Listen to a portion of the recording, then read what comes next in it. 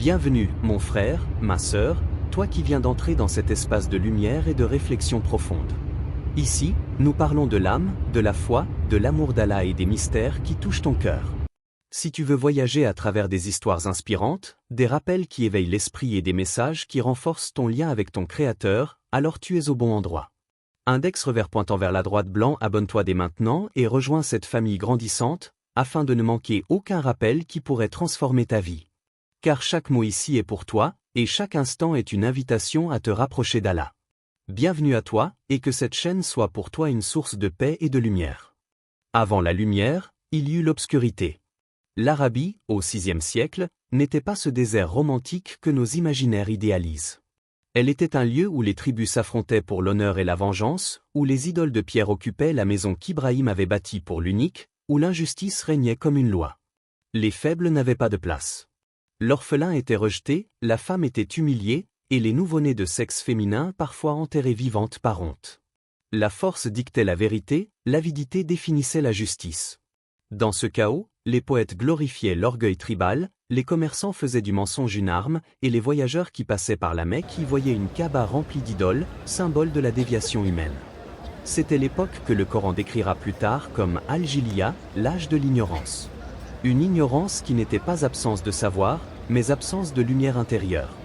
L'humanité savait écrire, compter, échanger, mais elle avait oublié l'essentiel, l'âme.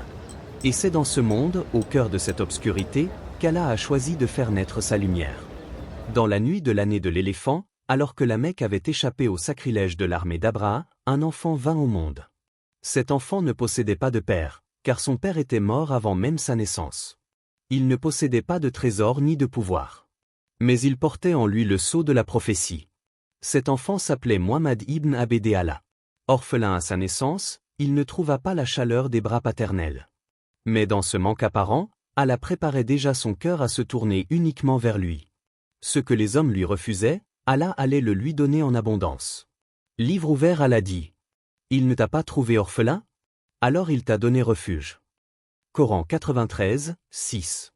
Ces mots révèlent une sagesse profonde. L'orphelinat de Muhammad n'était pas une faiblesse, mais une préparation. Car celui qui n'a pas de refuge auprès des hommes apprend à trouver refuge auprès de Dieu. Celui qui ne possède rien apprend à devenir le guide de ceux qui cherchent tout. L'histoire raconte que sa mère, Amina, le confia à une nourrice, Halima, selon la coutume arabe. Et Halima, femme simple et pauvre, vit sa vie transformée par la présence de cet enfant. Sa maison autrefois aride devint bénie, son troupeau autrefois maigre retrouva l'abondance. Comme si la lumière de cet enfant rayonnait déjà autour de lui, annonçant ce qu'il deviendrait. Et pourtant, combien de regards, en ce temps-là, voyaient en lui seulement un orphelin, un enfant fragile, un être sans appui? Combien d'hommes mesuraient la valeur selon la lignée, la richesse, le pouvoir? Et si justement, Allah avait choisi ce chemin pour montrer que sa force ne se manifeste pas par les moyens du monde, mais par la lumière de l'âme? Le prophète n'est pas né dans un palais, ni entouré de gardes. Il n'a pas été élevé dans l'opulence, ni dans la domination. Il a connu le manque, la solitude, l'humilité. Et c'est dans ce creuset qu'Allah forgeait le cœur du plus grand des hommes. Et toi, spectateur, as-tu déjà réfléchi à ce mystère? Pourquoi Allah choisit-il souvent les plus fragiles pour porter ses plus grands messages? Moïse était un enfant exposé sur un fleuve. Jésus naquit d'une mère seule et pure, rejetée par son peuple. Muhammad fut orphelin, élevé dans la pauvreté. La fragilité n'est pas une honte dans le langage divin. Elle est un signe, un rappel que la grandeur ne réside pas dans ce que nous possédons, mais dans ce que nous portons en nous. Lorsque Muhammad naquit, le monde ne le remarqua pas. Les rois de Perse et de Byzance continuaient leurs intrigues, les tribus arabes continuaient leurs querelles, les marchands continuaient leurs affaires. Et pourtant, dans cette naissance discrète, l'histoire du monde venait de basculer. La question demeure. Index revers pointant vers la droite blanc, et si l'orphelin rejeté par les hommes devenait l'élu de Dieu pour sauver l'humanité? Au sommet d'une montagne silencieuse, dans la solitude de la nuit, un homme s'isolait. La grotte de Hira, simple et rocheuse, offrait refuge à son cœur inquiet, à son esprit en quête de vérité. L'Arabie était plongée dans l'obscurité, les voix de l'idolâtrie recouvrant le murmure du divin. Et pourtant, dans ce silence, une présence invisible planait, attentive, prête à rompre l'éternité avec une parole nouvelle. Muhammad, méditant sur la création, sur le destin de l'humanité, sur la misère des orphelins et des femmes opprimées, ressentait dans sa poitrine une lourdeur. Le monde autour de lui était bruyant, cruel, ignorant. Et pourtant, au sommet de cette montagne, le temps sembla s'arrêter. Chaque souffle de vent, chaque bruit lointain, se taisait devant ce moment unique. Soudain, l'inattendu se produisit. Une présence se fit sentir, plus forte que la montagne elle-même, plus proche que son propre cœur. Une voix, ou peut-être une vibration du cosmos, s'imposa à lui avec puissance et douceur à la fois. L'ordre fut simple, mais universel, lis. Imaginez la terreur dans son cœur. Imaginez la confusion, l'incrédulité. L'âme d'un homme ordinaire se trouvait confrontée à l'appel du Créateur de l'univers. Le corps tremble, les genoux fléchissent, le souffle s'arrête. Muhammad, l'orphelin, le simple commerçant, l'homme du désert, venait de recevoir la mission la plus vaste que l'humanité ait jamais connue. Livre ouvert à l'Adi. Lis, au nom de ton Seigneur qui a créé. Coran 96, 1. Lis, un mot, mais une profondeur infinie. L'appel ne fut pas à l'épée, ni à la domination, ni à la vengeance. Il fut un appel à la connaissance, à l'éveil, à l'intelligence de l'homme et de l'univers. Allah n'a pas ordonné à son messager de combattre les tyrans, mais de comprendre, d'apprendre et de transmettre la vérité. La première mission de l'humanité n'est pas de détruire, mais de comprendre. Terrifié, Muhammad sortit de la grotte, le cœur battant, la poitrine lourde. Le souffle lui manquait. Les paroles, pourtant simples, avaient secoué le fond de son être. Il retourna chez lui, tremblant, cherchant la consolation. Khadija, sa femme future, sa première alliée, fut son refuge. Elle ne jugea pas sa peur, ne se moqua pas de son tremblement. Au contraire, elle lui dit, « Ne crains rien, par Allah, Dieu ne t'humilierait jamais.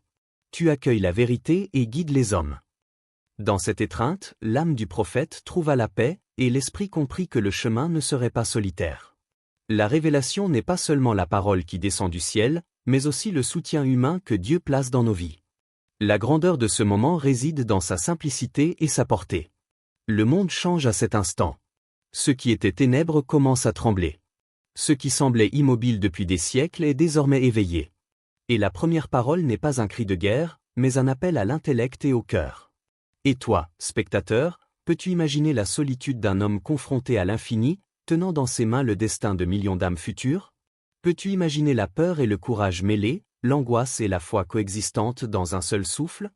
La grotte de Hira devient ainsi un symbole. Un symbole que chaque silence peut contenir une parole qui bouleverse le monde. Que chaque solitude peut être le lieu d'une lumière. Que chaque cœur, humble et sincère, peut devenir le réceptacle du divin. Et la question qui nous fait réfléchir. Index revers pointant vers la droite blanc, pourquoi la première parole fut-elle un appel à la connaissance et non à la guerre? Car ce message reste universel. L'appel à la sagesse, à la réflexion, à la lumière de l'esprit précède toujours l'action. Allah enseigne que le vrai changement commence dans le cœur et l'intellect, non dans la violence ou l'oppression. Ainsi, la révélation à Hira n'est pas seulement l'événement historique de la descente du Coran. Elle est une leçon pour chaque être humain. La peur peut précéder la grandeur, la solitude peut précéder la guidance, et l'appel à apprendre peut précéder la transformation du monde.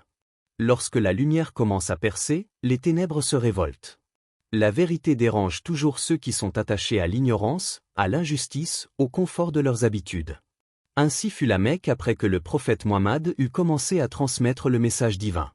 Les chefs de crèche virent en lui une menace à leur pouvoir, à leur réputation, à l'ordre établi. L'homme humble et pacifique, porteur d'un appel à la justice et à la piété, devint la cible de la haine. Les persécutions commencèrent lentement, comme un filet invisible, jusqu'à devenir une étreinte étouffante. Les insultes, les rumeurs, les humiliations publiques s'accumulèrent. Les plus faibles parmi eux, souvent ignorés, étaient désormais instrumentalisés pour blesser celui qui apportait la vérité. Bilal, l'esclave noir au cœur pur, fut attaché au sol sous le soleil brûlant, sa poitrine écrasée par la pierre de l'injustice, sa voix étouffée par les chaînes de la tyrannie.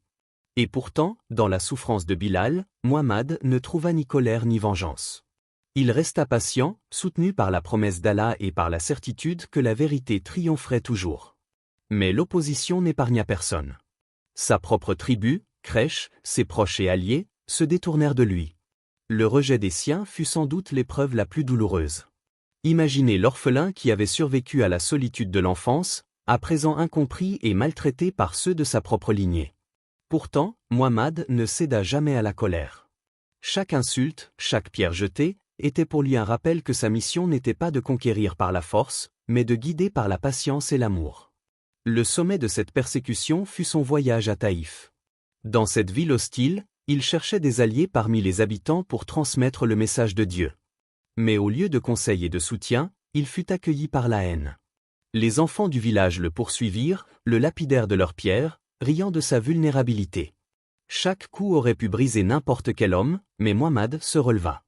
Il leva les mains au ciel et dit : « Ô Allah, guide mon peuple, car ils ne savent pas. » Il n'y eut pas de plainte, pas de colère, pas de désir de vengeance. Seulement la prière et la patience. Cette scène illustre la grandeur de l'âme du prophète. Blessé dans son corps, il resta invaincu dans son esprit et son cœur. Car sa vision ne se limitait pas aux blessures immédiates, mais à l'horizon infini de la guidance divine. Livre ouvert Allah dit : « Nous savons certes que ta poitrine se serre à cause de ce qu'ils disent. » Coran 15, 97. Ces mots révèlent une empathie divine. Allah connaissait la douleur de son messager. Il comprenait le poids de chaque mot blessant, le fardeau de chaque rejet, la solitude au milieu des siens. Et pourtant, au lieu de justifier la vengeance, Allah lui enseigna la patience et la compassion. Cette patience n'était pas passivité. C'était un acte actif de foi et de courage. Chaque persécution, chaque humiliation, était une occasion de montrer que la lumière ne se ternit jamais face à l'obscurité. Chaque injustice subie devenait une leçon pour l'humanité. La vraie force réside dans le contrôle de soi, la maîtrise de la colère et la confiance en la promesse divine. Regardons autour de nous. Combien de fois avons-nous été blessés par des mots, des actions, des injustices ? Combien de fois notre première réaction fut la colère, la vengeance, la rancune ? Et pourtant, un homme, blessé dans son corps et dans son âme, pouvait lever ses mains et prier pour ceux qui l'avaient humilié. La question s'impose. Index revers pointant vers la droite blanc, comment un homme blessé a-t-il pu prier pour ceux qui l'ont humilié ? C'est une invitation à la réflexion. L'hostilité révèle non seulement la méchanceté des hommes, mais aussi la grandeur possible de l'âme humaine. Muhammad montra que la patience n'est pas un renoncement, mais une conquête. Une conquête de soi, une victoire de la lumière sur l'obscurité, une démonstration que le courage véritable se mesure dans la maîtrise de l'esprit face à l'adversité. Et cette leçon dépasse le temps et l'espace. Elle n'appartient pas seulement à l'Arabie du 7e siècle. Elle parle à chacun de nous aujourd'hui, dans nos luttes personnelles, nos injustices quotidiennes, nos blessures invisibles. Elle rappelle que la patience face à l'hostilité n'est pas faiblesse, mais un chemin vers la grandeur de l'âme. Ainsi, chaque pierre jetée, chaque insulte proférée, chaque rejet subi devient une occasion de lumière. Car celui qui endure avec foi transforme la douleur en force, l'injustice en compassion, la solitude en connexion avec Dieu. Après des années de patience et d'épreuves, le moment arriva où le prophète Muhammad entra à la Mecque. Mais ce n'était pas l'entrée d'un conquérant ordinaire. Il ne portait ni armure d'orgueil, ni épée de vengeance. Il portait la lumière de l'âme, la miséricorde divine et le pardon qui élève l'homme au-dessus de la simple domination. Les habitants de la Mecque, qui jadis l'avaient persécuté, moqué et insulté, attendaient peut-être le châtiment. Après des années d'hostilité, la vengeance humaine aurait semblé légitime. Pourtant, Muhammad franchit les portes de sa ville natale avec un cœur pur, une volonté de réconciliation, et un message simple mais bouleversant, aujourd'hui, aucune vengeance. Ce jour-là, il proclama le pardon général. Ceux qui avaient conspiré contre lui, ceux qui avaient frappé ses compagnons, ceux qui avaient ri de son message furent accueillis avec clémence. Il ne chercha pas à les humilier, à les faire payer pour leurs offenses passées. Au contraire, il leur tendit la main de la paix, offrant à chacun la possibilité de choisir la lumière plutôt que l'obscurité. Livre ouvert Allah dit : la bonne action et la mauvaise ne sont pas pareilles. Repousse le mal par ce qui est meilleur. Coran 41, 34. Ce verset n'est pas un simple conseil moral, c'est une clé pour comprendre la grandeur de Muhammad. La vraie victoire, celle qui transforme l'histoire, ne se mesure pas par le nombre de corps soumis, ni par les territoires conquis. Elle se mesure par la capacité de libérer les cœurs, de répandre la miséricorde là où la haine régnait, de transformer l'hostilité en respect et en paix. L'histoire rapporte que lorsqu'il entra à la Mecque, un homme parmi ses anciens ennemis tenta de se lever contre lui. Mais Muhammad ne se détourna pas vers l'épée. Il posa son regard sur lui et dit : Pars, tu es libre. Les compagnons furent stupéfaits. Comment un homme pourrait-il manifester autant de force en choisissant de ne pas se venger? Comment la miséricorde pouvait-elle devenir une arme plus puissante que la haine ou l'acier? Cette journée, connue comme le jour de la conquête de la Mecque, est un moment unique dans l'histoire. Elle montre que la vraie grandeur réside dans le cœur, dans la capacité à transformer la peur en confiance, la haine en compassion et la douleur en pardon. Muhammad avait appris, à travers chaque lapidation, chaque rejet, chaque humiliation, que la force véritable ne réside pas dans l'imposition par la peur, mais dans l'éveil des âmes. Imagine le contraste, des années d'hostilité, de privation, de persécution, et en un instant, la ville entière se retrouve témoin d'un acte de clémence totale. Les ennemis deviennent des témoins de la grandeur morale, les spectateurs de la lumière de Dieu. Cet acte n'est pas seulement une victoire politique, mais une victoire spirituelle et humaine. Regardons autour de nous. Combien de conflits humains auraient été résolus si seulement la miséricorde avait été le premier réflexe? Combien de rancunes, de guerres et de souffrances auraient été évitées si la paix et la clémence avaient été choisies au lieu de la vengeance? Muhammad nous enseigne que la grandeur n'est pas dans la domination, mais dans la libération. Libération des corps, certes, mais surtout libération des cœurs. La vraie puissance se mesure à la capacité de pardonner à ceux qui nous ont fait du tort, de tendre la main même quand l'orgueil et la peur nous crient le contraire. Chaque geste de pardon, chaque mot de réconciliation, chaque sourire offert à un ancien ennemi devient une lumière dans la nuit de l'ignorance humaine. Et si nous regardons de près, nous réalisons que ce jour-là, à la Mecque, Muhammad a changé non seulement le destin de sa ville, mais le destin de l'humanité. Il a montré que la miséricorde pouvait briser les chaînes de la haine, que la patience pouvait transformer la peur en confiance, et que le pardon pouvait réécrire l'histoire. Alors, spectateur, réfléchis à cette question. Index revers pointant vers la droite blanc, et si la vraie victoire n'était pas de soumettre des corps, mais de libérer des cœurs? Car c'est là la leçon éternelle de Muhammad, le pouvoir de la lumière, la grandeur de l'âme, et la possibilité que chaque acte de miséricorde change le monde. Le temps s'écoule inexorable, emportant les vies et les cités, les victoires et les défaites. Et un jour, même le plus grand des hommes doit quitter ce monde. Muhammad, après avoir traversé les ténèbres de l'ignorance, affronté la haine et répandu la lumière de la vérité, posa son dernier souffle sur cette terre. Il ne laissa ni palais somptueux, ni trésors accumulés, ni armée pour protéger son nom. Ce qu'il laissa était intangible, invisible aux yeux du monde, mais éternel dans les cœurs. Il laissa une lumière qui éclaire encore aujourd'hui des milliards d'âmes, une sagesse qui guide les pas des hommes et des femmes qui cherchent le chemin de Dieu. Son dernier sermon demeure un monument silencieux, un témoignage intemporel. Là, devant des milliers de témoins, il confia à l'humanité le message qui ne disparaîtra jamais, le Coran et la Sunna. Il parla de justice, d'égalité, de droits de l'homme, de respect et de compassion. Il rappela que la foi n'est pas seulement un acte extérieur, mais une lumière qui éclaire le cœur, une force qui transforme la société de l'intérieur. Livre ouvert, Allah dit. Aujourd'hui, j'ai parachevé pour vous votre religion, et accompli sur vous mon bienfait. Coran 5h3. Ces mots résonnent à travers les siècles, la perfection de la guidance, l'achèvement de la lumière divine sur le chemin de l'humanité. Muhammad n'était pas un prophète de la vengeance ou de la domination, mais un guide universel, dont la vie entière fut un exemple pour toute l'humanité. Son héritage ne se mesure pas en or ou en pierres précieuses, mais en transformation des cœurs. Chaque action juste inspirée par son enseignement, chaque sourire rendu à un frère, chaque acte de miséricorde dans ce monde reflète la continuité de sa lumière.